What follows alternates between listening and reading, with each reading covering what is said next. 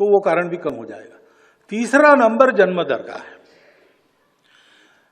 अब उसके बारे में आपको प्रचारक को नहीं पूछना चाहिए वास्तव में, परंतु पूछा है आपने तो दुनिया में सब शास्त्र कहते हैं, विज्ञान,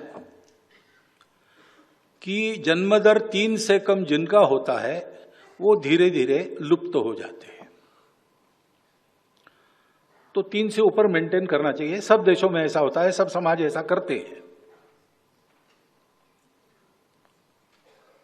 दूसरा, डॉक्टर लोग मुझे बताते हैं कि 3 संतान होने से बहुत देर नहीं करना विवाह में, और 3 संतान होना, इससे माता पिता का, संतानों का, तीनों का स्वास्थ्य अच्छा रहता है।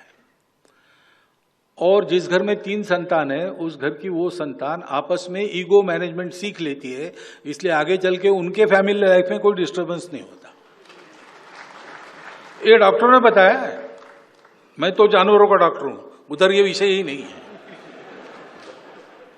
तो मनुष्यों के डॉक्टर मुझे ये बताते हैं। फिर अपने देश की पॉलिसी है, पॉपुलेशन पॉलिसी, वो 2.1 रिकमेंड करती है।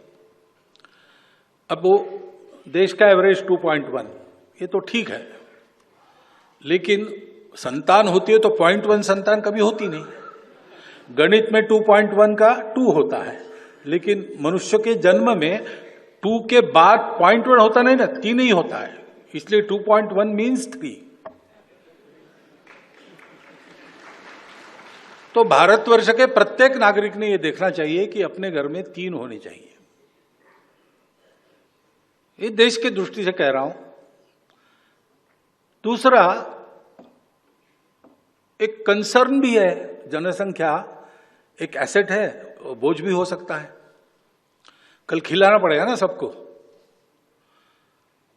तो उसी के लिए पॉपुलेशन पॉलिसी रिकमेंड करती है।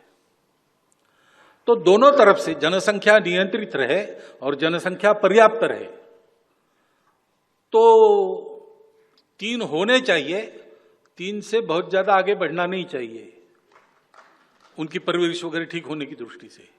ये सब लोगों ने स्वीकार करने वाली बात है। जन्म दर कम होने की बात है तो वो सबका कम हो रहा है। हिंदुओं का पहले से कम था तो ज्यादा कम हो रहा है, बाकी लोगों का उतना कम नहीं हो रहा था, तो आज उनका ज्यादा दिखता है, लेकिन उनका भी कम हो रहा है।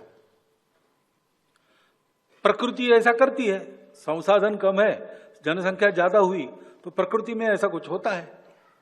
तो इसका संदेश लेके सब लोगों ने 3 से कम नहीं करना और 3 से आगे करना, इसके लिए नई पीढ़ी को तैयार करना चाहिए।